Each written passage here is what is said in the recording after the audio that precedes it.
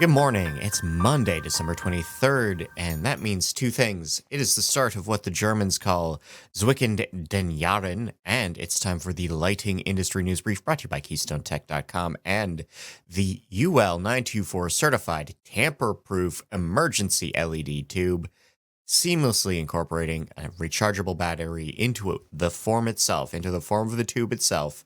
This is a permanent installation that can't be tampered with, can't be removed easily or accidentally, but it's still easy because it's got that Keystone Color Select, which lets you be flexible with your applications. Visit the link in the description because Keystone is light made easy.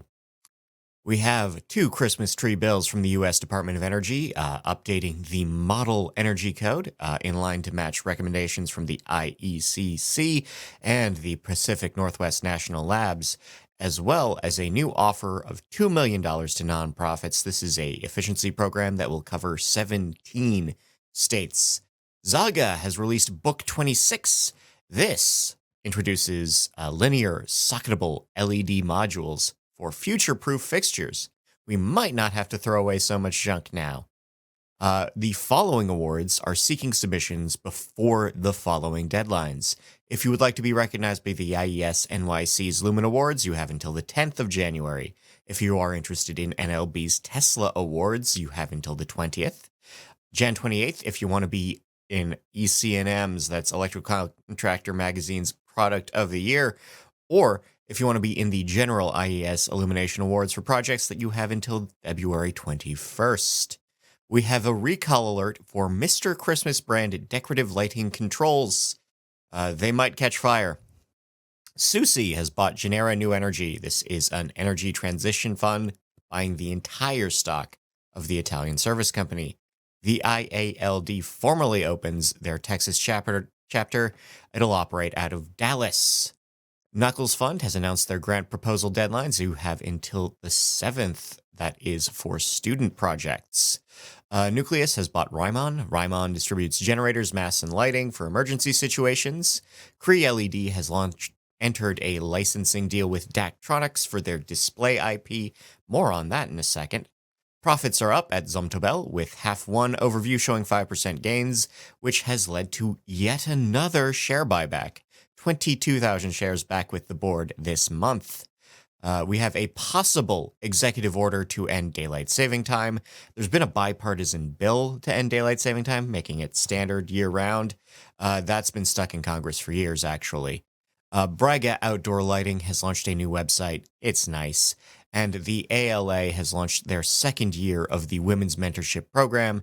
That sign-up date is by the 10th. Fun fact, Mentor is a name Athena used when she posed as an old man to help out Telemachus in the Odyssey. In rep agency updates, Genlight has picked Idaho Lighting Solutions for the Idaho market. In legal news, Cree LED is suing ADJ Products over their display IP. DS Advanced v. Cooper has changed venues. This is a housing patent trial. It'll now be heard in Georgia. In events and webinars, registration is open for Leducation 2025. You can save the date for iCell's Emergency Lighting Conference. Second year in a row. This will be September 11th, 2025 in London. Or you could go to Hanoi in April for the Vietnam International Exhibition of Electrical Energy and Lighting. In IoT news, Skykes has partnered with JIT for connected ceiling fans. Umesh Baheti was on the Lighting Controls podcast. Z-Wave Long Range will work from more than a mile away. The new spec partners with Amazon Sidewalk for line-of-sight wireless connections. And Samsung's SmartThings has disco mode. This is a new sync option specifically for YouTube music. Please send me video of you listening to this show with disco mode on your floor lamps. I would very much like this. In R&D news, SunLED is blending near-infrared and LED lighting. This is a new lamp tech that got shown off at the Consumer Electronics Show. We have an even more efficient LED on the horizon with Nagoya U using semi-polar orientations between LED layers to improve output. And we have a new document showing better use of critical minerals in manufacturing. This is a plan for rare earths and radioactive material from the PNNL. On the dark side of things, Yana Yakushina has published light pollution regulations and where to find them. Aquaplan has published a map of EU aquatic habitats threatened by light pollution. DSI, Dark Sky International, has recognized Browns Canyon's monument as a dark sky park in Colorado. They have also recognized Cottonwood Canyon State Park in Oregon as a dark sky park. Booking.com is spotting a trend in astrotourism in their searches. The National Parks Service has revived an old-school poster aesthetic for an astrotourism campaign. We have circadian disruption affecting the fetal development of mice. And here is what holiday lighting does to your sleep. Sasha Rodoy was on Restoring Darkness. She'll be back again for part 2 of her story soon. Lambeth, UK will be dimming street lighting. Okanagan County, Washington has implemented new dark sky regs. Pitkin County, Colorado is pondering lighting code changes. Advocates for petrels point out issues with lighting on New Caledonia Island. We have a Sacramento man suing over Bay Bridge lights. We have Winterthur Trade Museum hosting Lighten Up the Rhythm of Day and Night, an art exhibit about circadian rhythm. And the ongoing drone panic in New Jersey has led Governor Larry Hogan to mistake Orion for surveillance. The constellation, the stars, they were hovering over his house for hours. This is why we need to reduce sky glow, folks. In horticultural news, Quality Horticulture is moving into the U.S. market. 1.1 has been certified as an organic grower, which didn't think would happen. The organic people really did not want indoor growers to count. Extended spectral lighting for cannabis growth is growing. It's a new market. It is a new research project.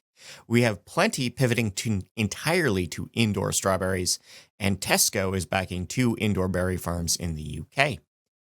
In recommended reading, the CEO of the LoRa Alliance talks about the future of the network, what the everything office means for controls, what actually goes into converting an office into housing, 12.5 predictions for lighting from Inside Lighting.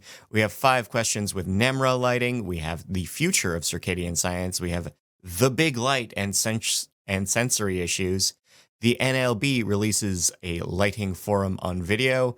We have the IoT for elder care, the Internet of Darkness. We have LED burnouts and why they happen, and what went into relighting the mosaics of Duomo Monreale in Palermo, Italy. In local news, Train has partnered on retrofits in Northern Illinois University's retrofits. I said retrofits twice there, I'm sorry. Philadelphia has begun their streetlight plan, switching out more than 100,000 lamps. We have a new grant program for Pennsylvania dairy farmers. We have Chester, South Carolina, securing major lighting refunds from Duke Energy. We have Portland, Oregon, City Hall opening after renovations. We have municipal buildings in Westford, Massachusetts, securing energy funds. Half of New York's MTA subway emergency access needed lighting repairs. Bronx residents are calling for more security lighting. Sarnia, Ontario is struggling with copper thefts. We have new lighting at the CTA station after a raccoon damaged their ceiling. Saskatchewan teens are asking cops for more street lighting. We have a new road project in Chico, California. $12 million in state funds for schools in Blaine County, Idaho. Safety updates at Van Buren County Schools in Ohio. Safety updates for Pitt County Schools in Wisconsin. Lima, Ohio is adding lights and cameras to parks after recent action. Sioux City, Iowa is adding lighting to Hubbard Park. St. John's, South Carolina school sports fields are adding lighting. Those projects should be done in the new year. Galveston, Texas is planning a $500,000 seawall lighting project. A Dean sausage plant in Alabama has been cited for shock hazards from power and lighting installations. The University of Cincinnati Medical Center is planning patient-centric lighting projects. We have National Grid's HQ in Syracuse, New York, completing their very shiny, very attractive exterior RGB lighting project. Internationally, a celebrity endorsement in India broke records for Signify's actual attention on TV, radio, and internet advertising. We have a recap of the Light and Building Expo from New Delhi, and China is partnering on adding solar lighting to Brazil. In sports news, the Bank of America Stadium is pushing for rezoning related to their lighting outside. In People News, Adam Heller is now the director of agent sales at Leviton. Mike Felton has left Jaw Lighting. Pat Daly is now the president of Mayer. Michael Stringer is now the CEO of NLES. Fagerhult is proposing changes to its board composition. April Walker joins Universal Display's board of directors. Isaac Jatton is now a regional sales manager for the Mountain States region at Espen. Lighting for Impact has named Paul Rinaldi as an automatic merchandiser. Pro to know, so now you know. Chuck Cartmill of LED Roadway Lighting has announced his retirement. We have two new hires at NovaFlex. We have Ed Walsh, the founder of Walsh POE, serving as the U.S. ambassador to Ireland. And things you can make, we have 46 LED hacks, how to install LED lights on your lawnmower for your night mowing, which is a normal, regular, conventional thing to do. We have a pack of how to pack 128 RGB LEDs into a 1-inch printed circuit board, how to make a Don't Bother Me light for your laptop, how to light up a paper tree, and how to build an LED disguise mask. I have been Scott Wachter. I want to thank you for your time, your attention, your rating, your reviews, your shares, whatever you do. And also to our sponsors, Keystone, Light Efficient Design, LED Vance, Revco, ETI, and Lightfair. I will see you next week. Enjoy the music. Christmas time came too soon. The bells ring loud and I'm hitting snooze. By some time if I weren't broke. But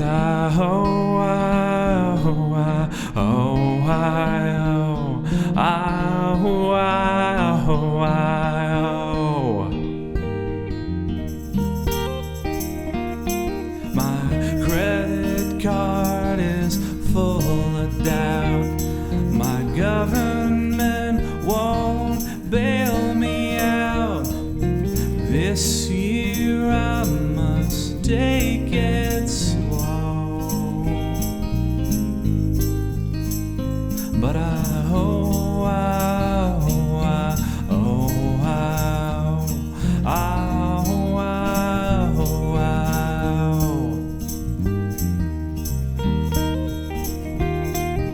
my heart is beating me to death. That's okay, I got some fight in me. Yeah, live in a house that I don't own. But